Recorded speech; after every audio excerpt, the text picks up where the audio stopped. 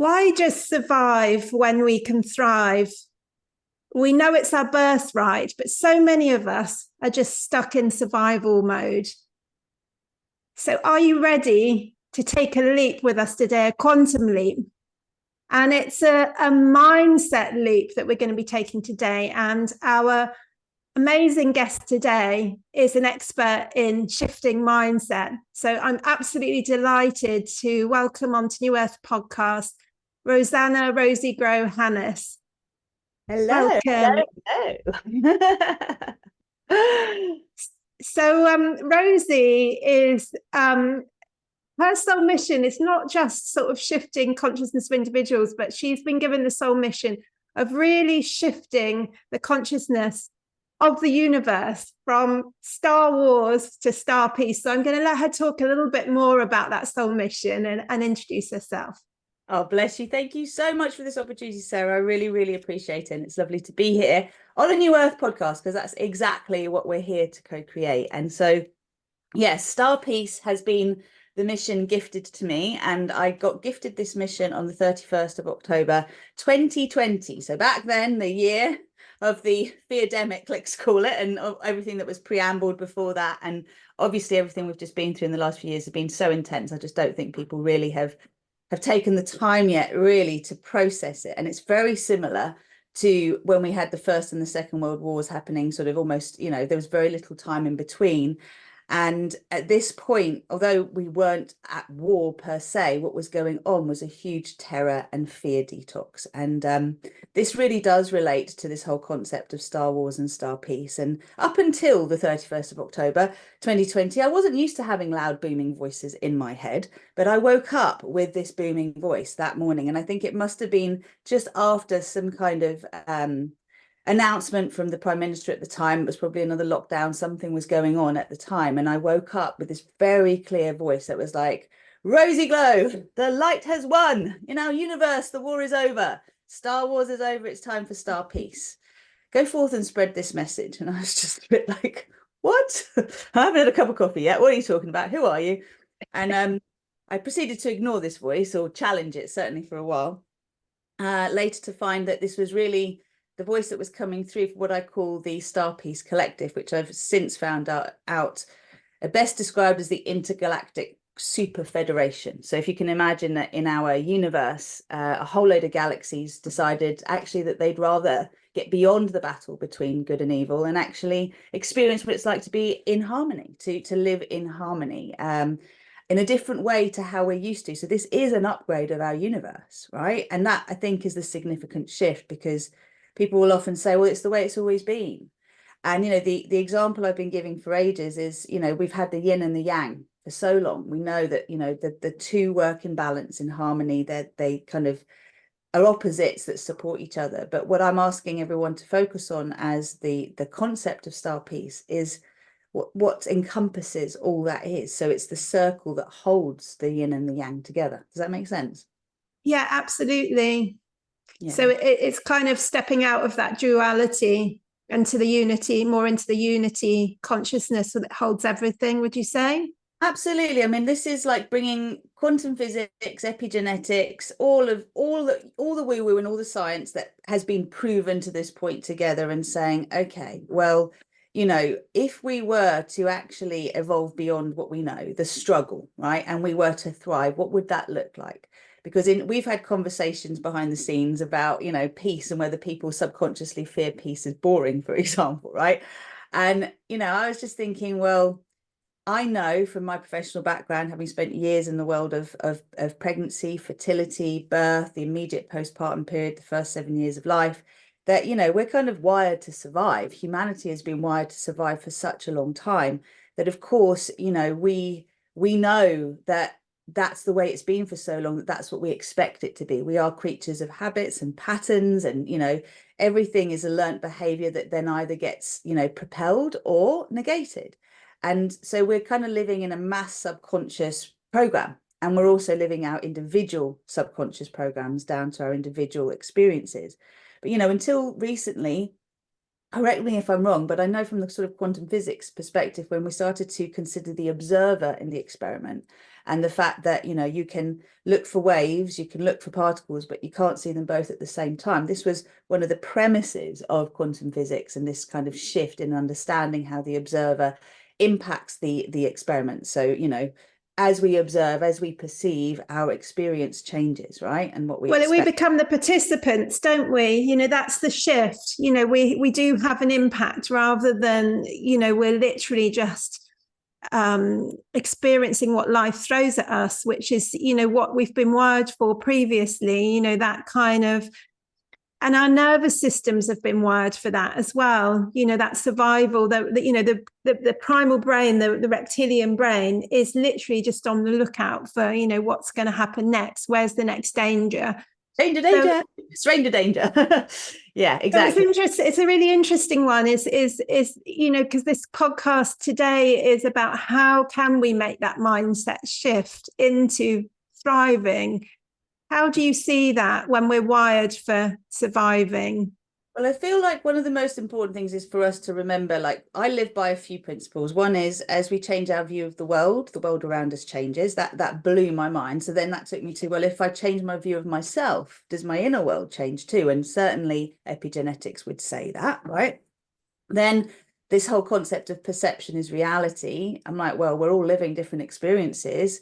And then I heard someone say recently at TEDx talk that imagination is reality, which then leads to what can we imagine into being? And that's where I was going with the quantum physics is I feel like I heard somewhere that now we are able to see waves and particles at the same time because we expect we can. We've asked the question, can we? And therefore it's happening. So we are affecting our reality through our perception and our expectation. Therefore, how do we make this shift? And it is not just a mindset shift. The mindset is one element, of course.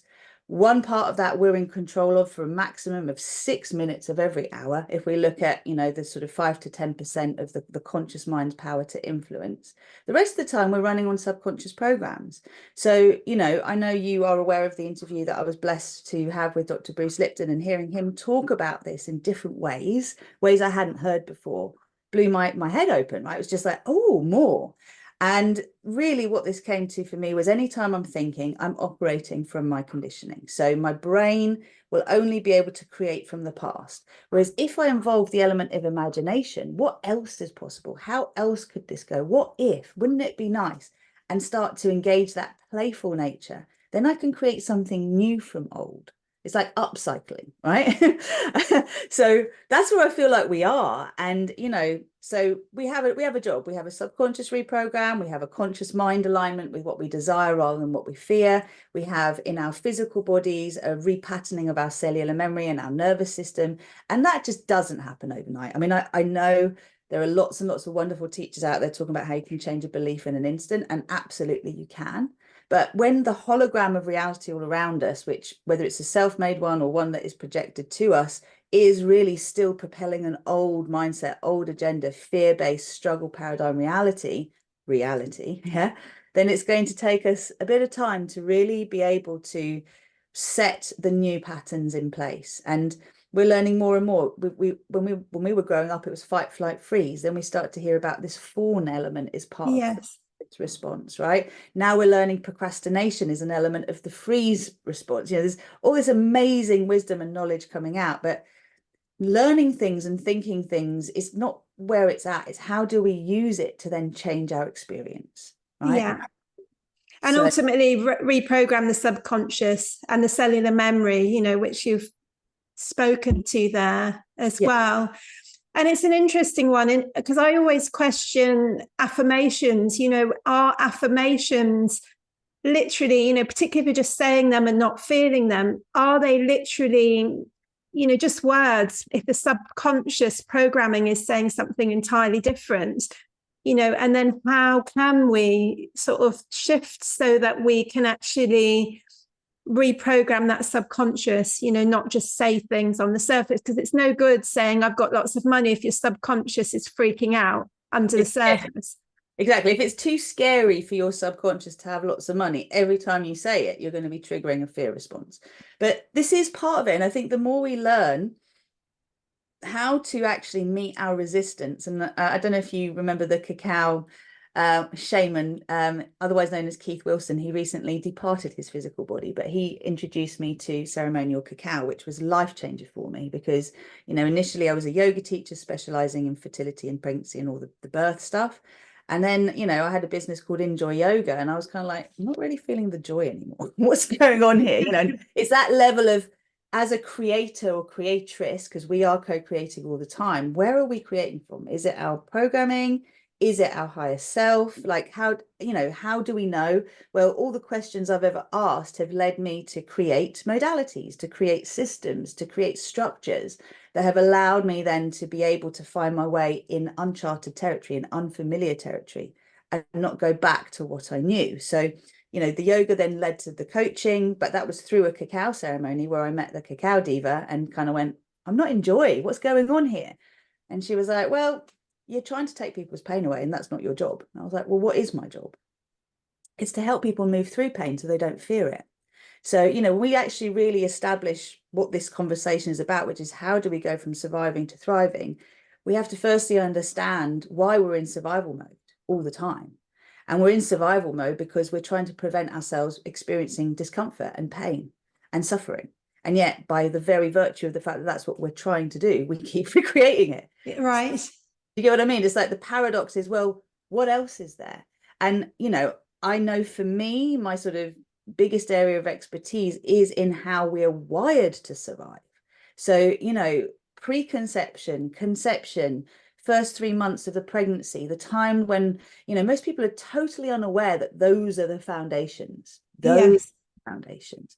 So we have got in the UK, we have something called the 1001 days. It's called critical. The 1001 days, I think it is called. So it's a manifesto that was put together by the NSPCC, so a children's charity that is a cross-party manifesto, which means every political party in this country knows about it. And it was first created back in 2010. And it was all about bringing to light this time from conception to the first 2 years of life and how significant they are. And this is, you know, we know this with animals. We know that if an animal experiences a trauma in the womb, or as soon as they're born or very early in their life, they tend to carry that with them for life, right? That we're not really looking at the impact of how, you know, we're living in a survival program for the most part. The moment you turn the TV on, the radio on, the moment you pick up a newspaper, the conversation on the way to work or in the playground, or it's so fear-based, opinion-based, judgmental, dualistic, good, bad.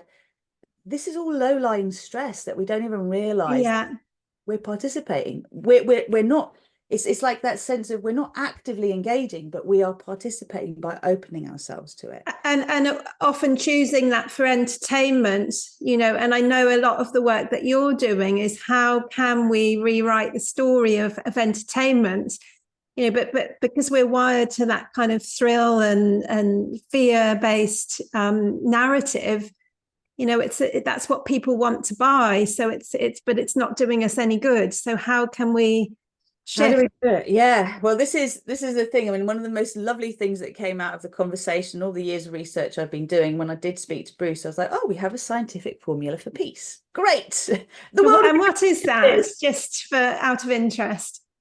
For me, it's a three-pronged approach, right? At really being able to address the symptom and the cause and in one generation, right? So the first thing is we need a viral movement. We need to shift the collective consciousness of humanity just through visual and audio content, right? And I will say no more because I'm working on that in the background at the moment. And, you know, this is very much related to pop culture. It's related to anything that we expose our ears, our eyes, and our brains to, basically, right?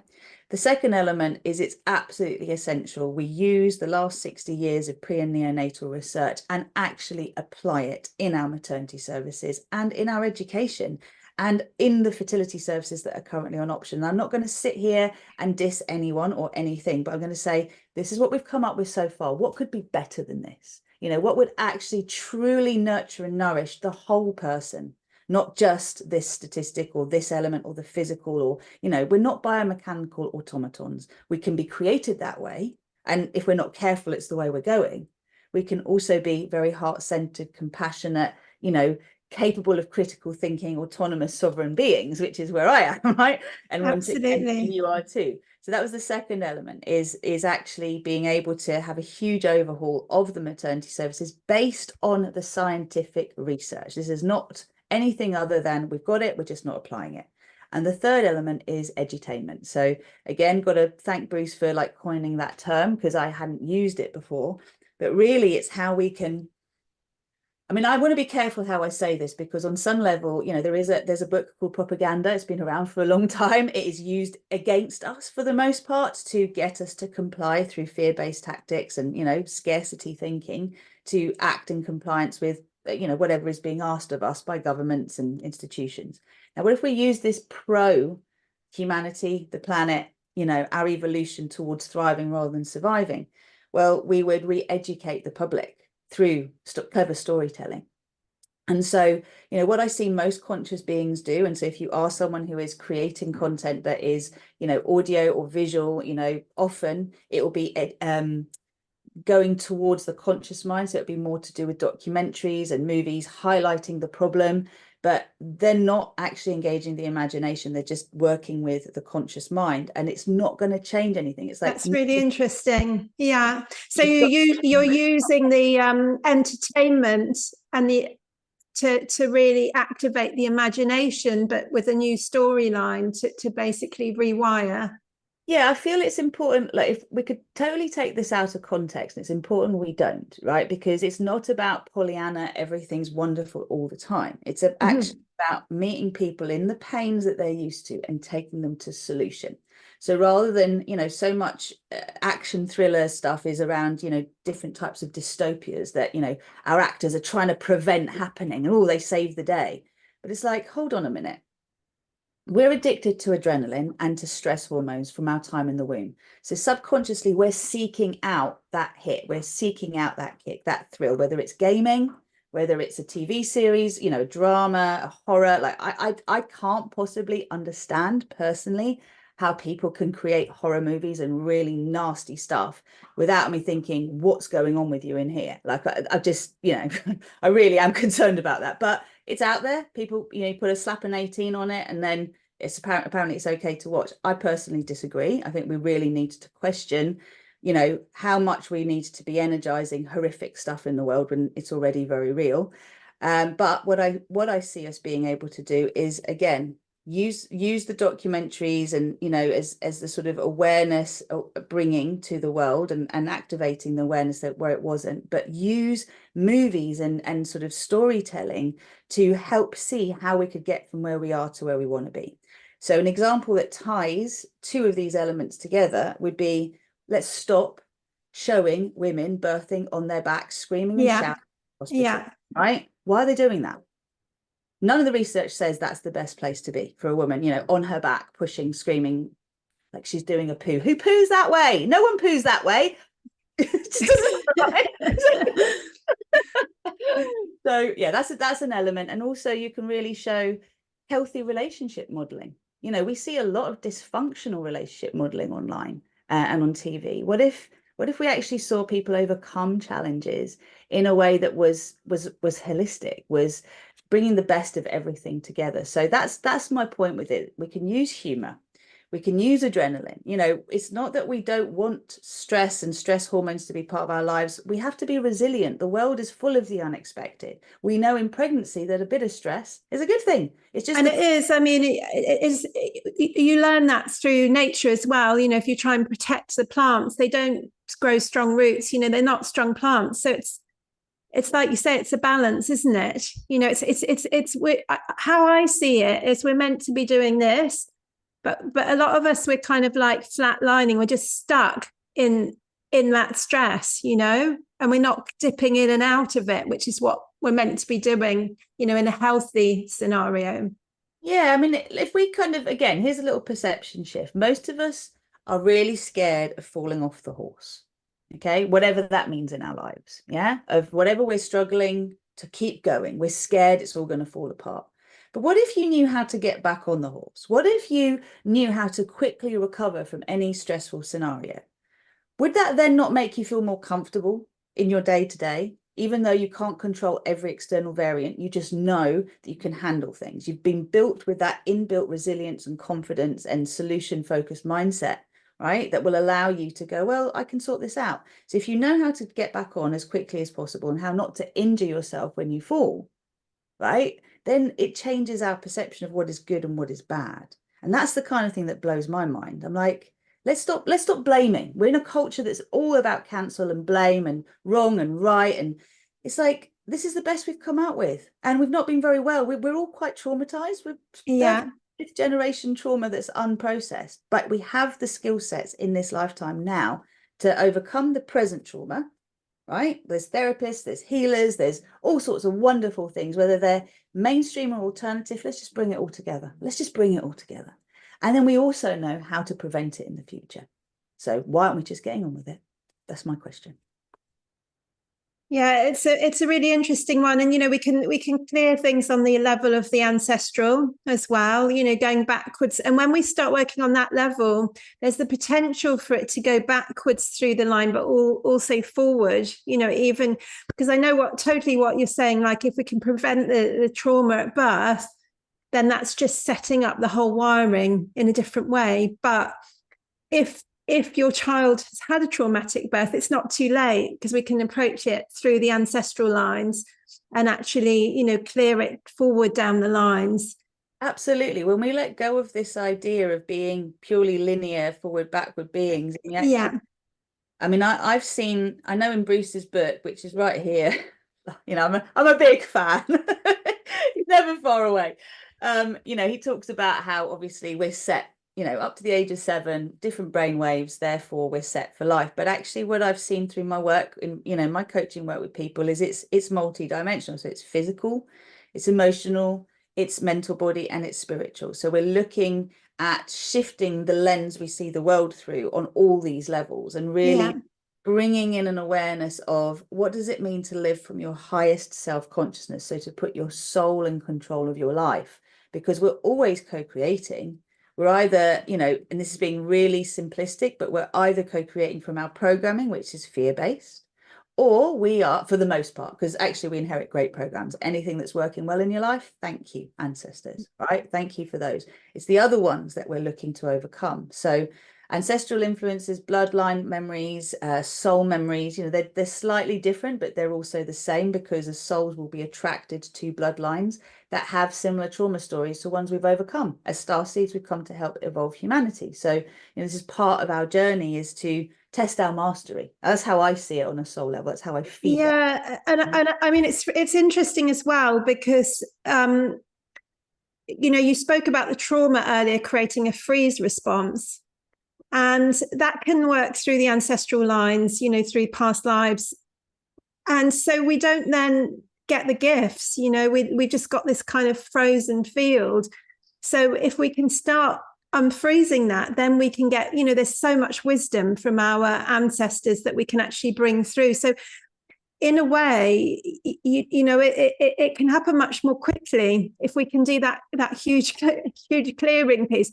And the thing about it is that when we start doing that collectively, you know, there's been many of us that have been kind of chipping away for decades, you know, but once it gains momentum, like I'm working now with groups, you know, with the ancestral clearing, and it becomes much faster when we're doing it collectively. So I'm really interested in this conversation of how can we kind of jumpstart it, quantum leap this field, you know, when we start believing it's possible, knowing it's possible, how can we really start that so that we're in this thrive mentality and we're just building and building on that? Well, you're beautifully setting me up to talk about the 6 co-creation steps very quickly. This is not the fuel shifts I was talking with you about, but I think the main thing really is, let's use the serenity prayer. Grant me the serenity to accept the things I cannot change, the courage to change the things I can, and the wisdom to know the difference. So there are things that are in our control. The things that are in our control, let's take responsibility for them. That is where this lies. What we say, how we say it, you know, how we show up, what we expect. That there are elements that we can actually control individually and collectively. Then you've got the elements that are not in your control. So, you know, when we talk about ancestors, I truly believe that when we pass on from our physical bodies, and this is my belief, not everyone will resonate with it, we see the impact of our choices on those that we've left behind. So part of our soul reintegration into oneness is to support those on the physical plane to overcome the hurdles that maybe we help put in place, not consciously, but just through our own sort of wherever we were in our journey. So that's an element, is to remember that we don't need to fear death, right? That this journey is a continuum. This is an earth school. It's not where everything ends. And, we've got a lot of religious indoctrination that is well-meaning, I'm going to put it there, but I think that it served a purpose at its time. But in many ways, the way we're trying to hold on to it now is in a similar way to how we hold on to the outmoded beliefs of our ancestors. It's like well-meaning, well-intentioned, but it's not going to be helpful because it's out of date. What was then is not now. So how can we adapt? How can we, not throw the baby out with the bathwater, take the best, leave the rest, remember reinterpret, isn't it? Because that's just ultimately someone's interpretation, isn't it? So that can be rewritten in a more helpful way that's less fear-based.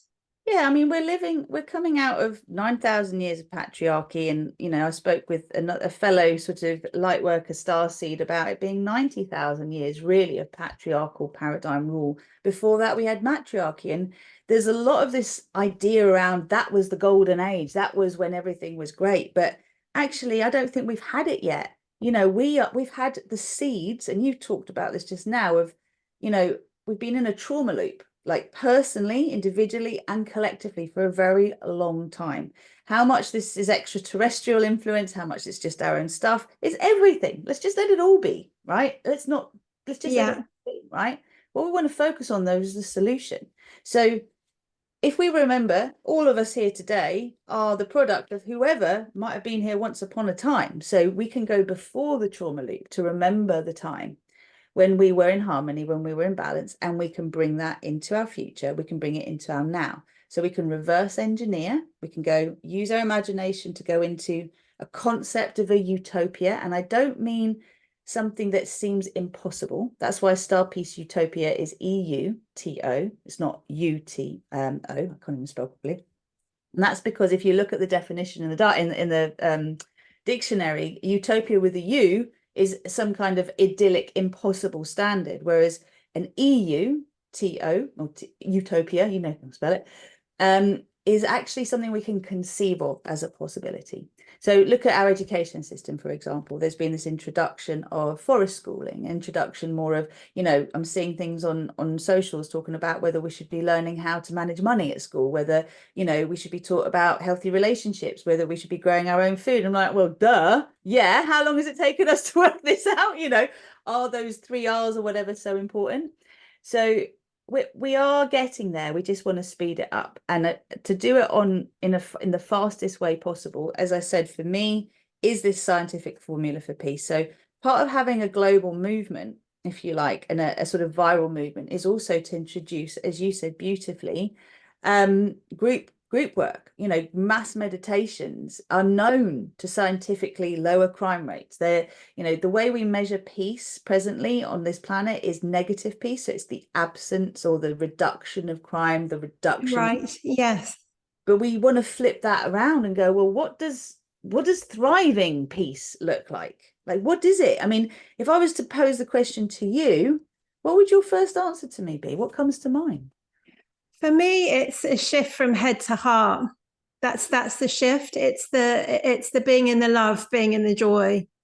That's the real journey. If you're in your passion, if you're loving what you're doing, you're thriving. And it's interesting, isn't it? The whole money piece. Because that's where it gets a little bit like, because if you love what you're doing and you're not earning a cent or a euro, a pound, or whatever it is, then can you stay in your joy? That's where it becomes really interesting, because then perhaps something else needs to be added to that, the heart. But then if we're in our hearts, do we just automatically manifest, what we believe we're worth and what we does it automatically come to us? What are your thoughts on this, Rosie? I love this subject, and you know me, I love to talk about money because, having come from not having any to, recognizing how much stress it creates, especially when you're doing something you love. I love what I do.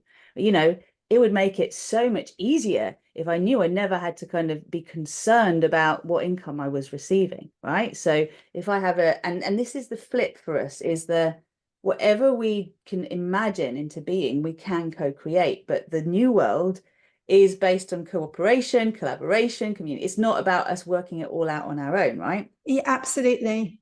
So when you talk about the move from head to heart, absolutely. Like, to me, it's a little bit of a longer journey because the brain is in the head. When we talk about the mind, we're confusing the brain with the mind because the mind is in the field, right? So yeah, it connects with the collective mind, if you like, on whatever level we're resonating at. We're going to be picking up on different thought forms, different ideas, etc.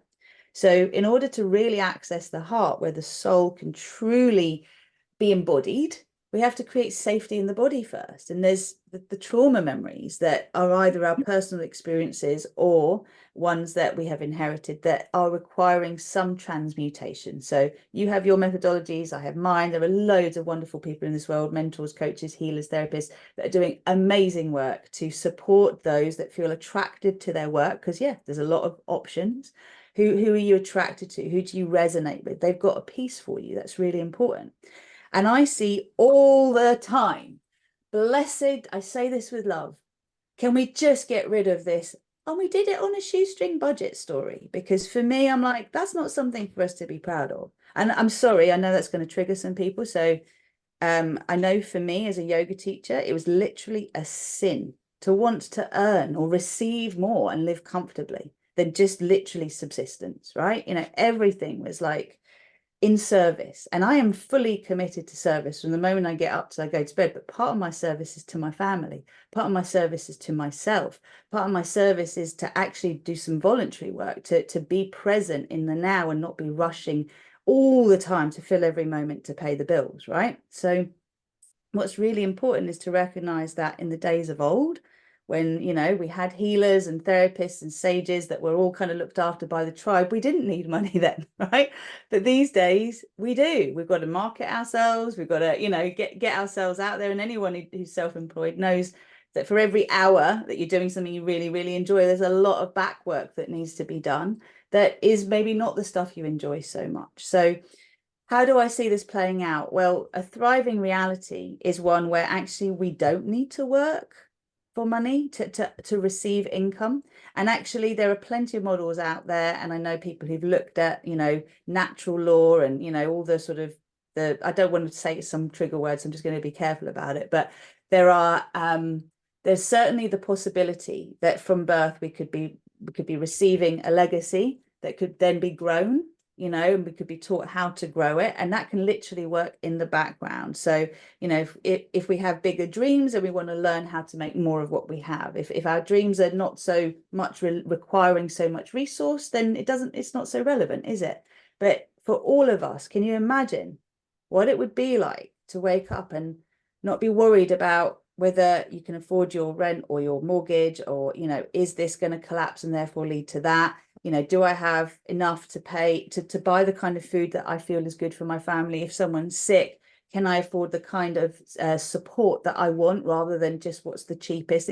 It's this kind of mindset shift. Yeah, it's really interesting, isn't it? Because, this is New Earth podcast. And so a lot of what we're talking about is that shift into collaboration, cooperation, all that. And that's all very well. And we're embodying that, But the reality is that what someone that's at home right now feeling, well, I can't even pay my bills right now. How do I make that shift? Because, like you say, it is requiring, certain members of the tribe to be acknowledged for what they do. It's honoring all those different roles so that it works as a system. At the moment, there's only certain roles that are really honored. So those of us that are in those professions where historically it's like, oh, this is service work, you know, there's this feel guilty for asking, you should just be giving. So this person's in pain, you just need to help them kind of mentality. It's like, how do we start to undo all of that? Oh, bless you. I hear you. And, you know, having been that person that gave endlessly, and others were very, very appreciative of it, but it made me sick. It made me sick.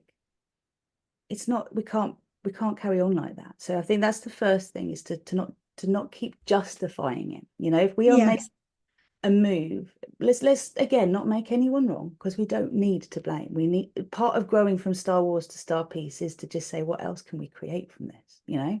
So if we actually say to ourselves, all right, well, wouldn't it be amazing if actually parenthood was the most well-paid job in the world, right? What if mothers and fathers were really, really well paid to actually look after their children, to look after themselves, they could look after their children? And this starts with what ifs. It starts with imagination.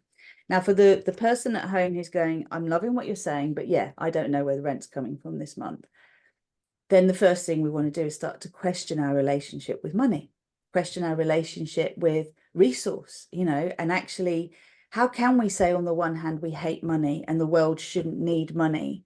And then we know we have food to pay for and we have bills. You know, this is where it's at. Imagine you are an alien. You've landed on a planet. You have to learn how this planet works in order to operate. You can argue all the time for the way you feel it should be because of other planets you've been to, but you have to firstly know how it is in order to change it. So, you know, most, I believe, heart-centered humans have a subconscious belief that money is the root of all evil because we see it has created so much suffering. But then we really want to expand our consciousness around this and say, is it that money is the root of all evil, or is it that greed has caused people to do horrendous things? And then if we say greed might be the issue rather than money, doesn't greed come from lack? Because again, if you follow the root, somewhere in all of this, there's been a trauma that we're seeking to compensate. So can we give ourselves permission to go from not enough to more than enough to plenty? And what I would say plenty would mean for me, based on my vision, my dreams, my intentions, might be very different to you. That doesn't make me greedy. It doesn't make me wrong. It doesn't make me bad, right? And it doesn't make me elitist. And let's, you know, it's about us recognizing we all have a different role to play, right? And the most important thing for us all, I feel to feel safe, it comes back to the analogy of the horse. If we know we can access whatever we could want or need in order to fulfill an intention, a desire that is of its highest caliber, then we would feel very differently about it. It's not, I can't, it's how can I? So those are the mindset shifts. Yeah. It's then about asking, isn't it? How many of us like to ask for help? Most givers love giving. They don't like asking. We don't like showing our vulnerability. And actually, subconscious shadow element, we don't like the idea of being in debt to someone. Better that others owe us. And I'm not saying that this is how good, heart-centered, beautiful givers are operating. Like this is just a shadow that's there for us to be aware of, right? So, you know, most of us, I think you've heard of Chiron, the wounded healer, comes up in astrology a lot. Yeah. Learning to own our own sort of unmet needs is very important. And, you know, to this day, I would like to just see that we utilize, there are some amazing minds out there and humans that know how to make money in an hour. That's literally an hour a day. And that's it, right? It's not even a salary. They've got an income that they can then regenerate and invest and all the rest of it. Like we could all be taught to live like that. So actually, we only need an hour a day to do that. What do we do the rest of our time? Whatever we want, right? So I feel like one big element of this shift into the new world is to say, okay, well, you know, this is hard for me, but it's easy for you. This is easy for me, but it's hard for you. Let's do that, right? Yeah. Whether or not money becomes a thing of the future or is in the future, it's a nice idea to consider we live without it. But for now, it's part of the world. So if we clear our resistance to it and our own shadow beliefs around it, it will stop having the power that it has to do what it has done. And we can start to use it in a different way, right? It's an interesting one, isn't it? Because for us to shift into that mode of, this is easy for me, let's work together, it's moving out of that separation programming into, we can be tribes, we can thrive as a tribe. So is that what's at the root of it, really? Our inability to thrive and our kind of being in survival mode is because we're trying to do it by ourselves. Yeah. And it's really time for us to start pooling resources and, finding the best way to navigate this together. Yeah, I mean, look, let's look at what we've said so far, because everything does tie up, right? So separation from source or from the divine or from our higher self is what gets us to operate from our programming. It's our ego programming. Are we operating from solar plexus or heart, from unmet needs or feeling really well supported? Some people have had an early life experience of feeling really well supported and really, nurtured and nourished to fulfill their purpose on this planet. Awesome. We want way more of that, right? So as you say, it's safety in connection. Most of us don't feel safe connecting. Like the transactional level of relationship that so many therapists have to deal with their clients, this is part of their unhappiness, and the clients that come to them, is because, we've learned love is conditional from very, very early in our lives. We've had to learn how to get the attention we need to survive, never mind thrive, if our own parents and grandparents and families and culture, society, whatever it is that is prevalent for us, is struggling. So this comes back to, the starting point of it all. We can't just address the cause without the symptom. We have to address the symptom as well as the cause. But can you imagine if we lived in a world where our leaders, our political leaders, had done birth trauma release work? They'd been to see a therapist themselves. They trained in being, having healthy relationships. They understood their own trauma. They were coming from their higher self-consciousness. They were holistic beings, head, heart, body, all of it, soul together. Like, if we can start to, this is the value of this kind of conversation, is to progress beyond the problem and say, well, what might the solution look like? And start imagining that, imagining our leaders looking, being like that. Yeah, well, this is why, part of the whole StarPeace movement is there is a manifesto, which I'm currently reiterating, because as I've nearly finished the book that's ready to be published, I was looking at the manifesto going, I haven't given anywhere near as much detail here to activate people's imagination. So let's plant some more seeds. Is this your idea of something that could be great? What if you did go and get your nails done and the person that you were talking to, one, was putting non-toxic stuff on your nails in the first place, but two, was your therapist, right? So you're doing 2 in 1, and you're kind of like able to come away in a better state than you were when you left. And I'm thinking again, what would the progression of a doctor be, or a midwife, or a nurse? And how, what would this look like? How could it look so that those places where we go, eek, I don't want to deal with that part of life, become places we can really step into? The dentist would be a good transition, wouldn't it? If your dentist is a therapist and could really hold a space, that's kind of a real trauma-inducing space as well.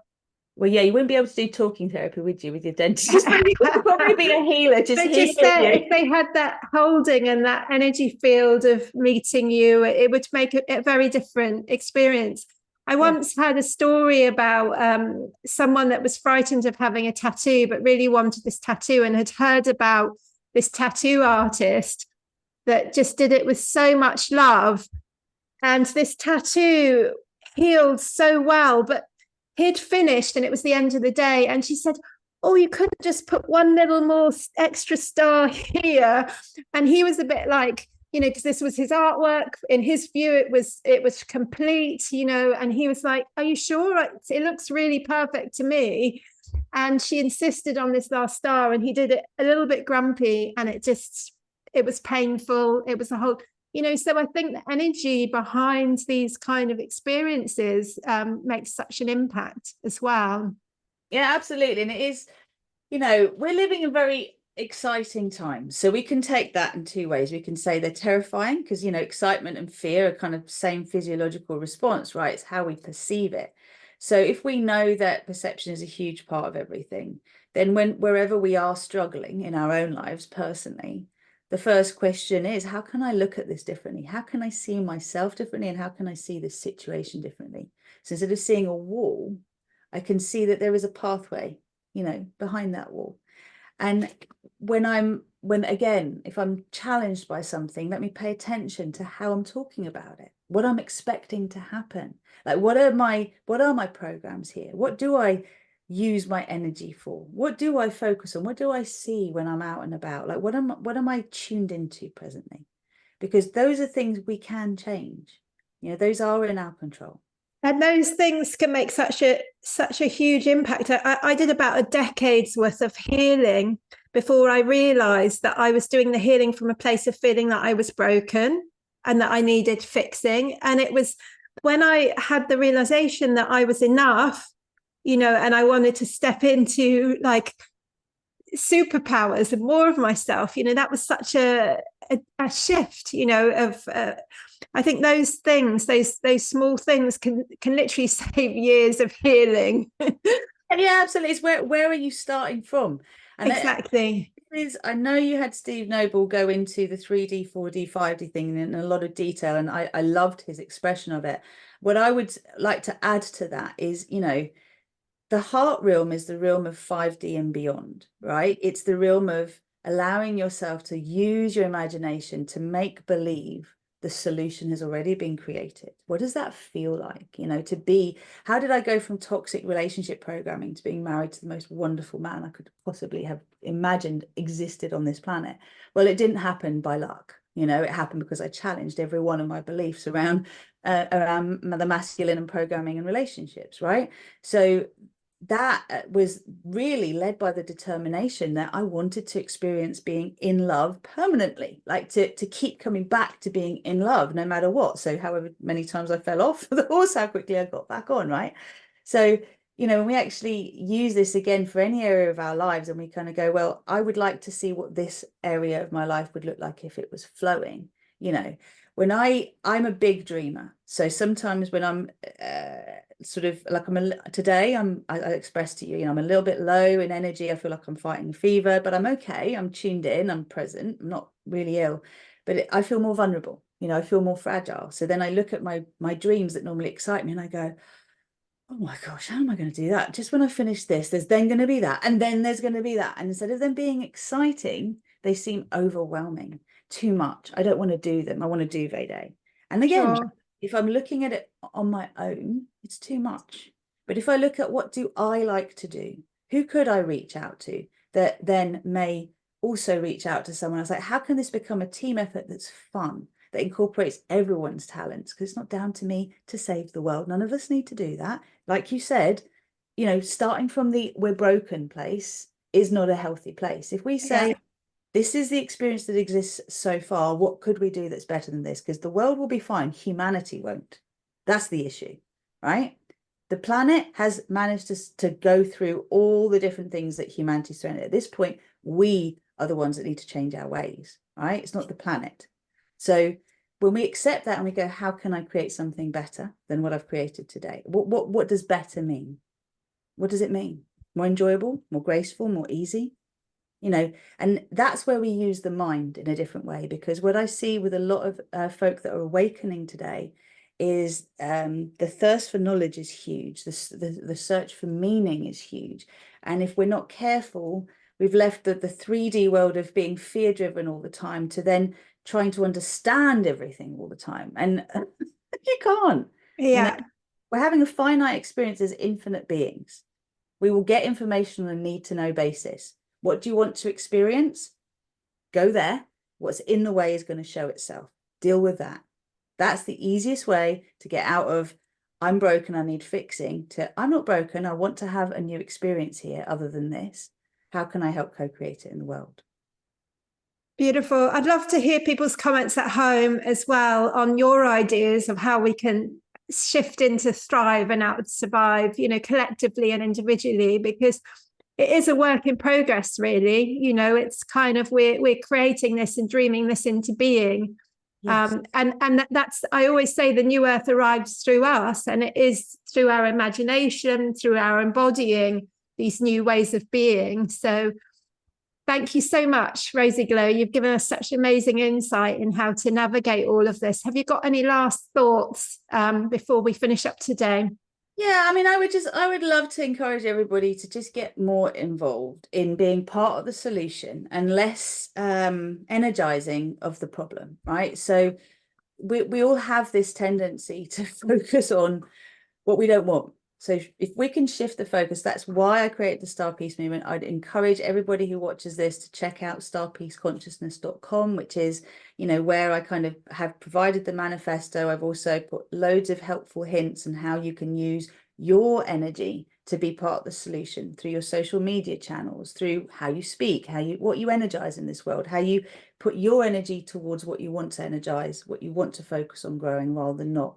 And if you would like to be part of the closed Facebook group, we've got a YouTube channel, which is Manifesting StarPeace Utopia. I tend to, you know, put energy updates up there in relation to star seeds and empaths, and those of us who are awakening and seeing in relation to what's going on in the world, how we can, again, use the prevailing winds in a way that's helpful to this higher mission, rather than feeling like we're going to be constantly dealing with one tsunami after another and like being floored by it. It's how do we harness the energy? And the StarPeace, the Manifesting StarPeace Utopia Facebook group is a closed community. It's where I'm basically saying to people, come and, you know, be part of this solution, be part of this energy. I run monthly masterclasses on there. So, you know, the idea is to support a community to go from one place to another. And, you know, I work with the energizers, the builders, and the architects of the new earth. So, you know, these days I've found for me, I'm better off working with, you know, people who one-to-one who influence the masses. That's a better use of my energy. Others are really there to kind of be directly dealing with the masses, and I support them to do that. So, you know, what I would just really encourage everyone to do is to remember that even if you're not fully engaging in something, just the fact that you're saying, I'm with this, I'm pro this, I'm energizing this, you are putting your energy in the bank of growth, of thriving rather than surviving. It's which bank account are you going to feed each day, you know? And it's really allowing yourself to remember that we're all able to affect change just through our own actions. So it's much less about doing things externally. It's much more about doing things internally, being a vibrational match for what you want. And that's what I teach. That's what I offer through all my work. That's what we're having conversation about. And there's a book coming. You know, there'll be lots of public opportunities, like I'll be going around and talking more about this, but I love inspiring people to see things differently. What do you love doing? Please share it in the comments. Let us know what you are about. What's your gift to this world? Let's get that energy going rather than just passively participating. Take an action in the direction you want to go. Yay. It's been absolutely wonderful having you on the podcast today. Thank you so much, RozyGlow. And we'll look forward to more New Earth podcasts. So please do hit the subscribe, and we'll see you next time. Bye for now, everyone.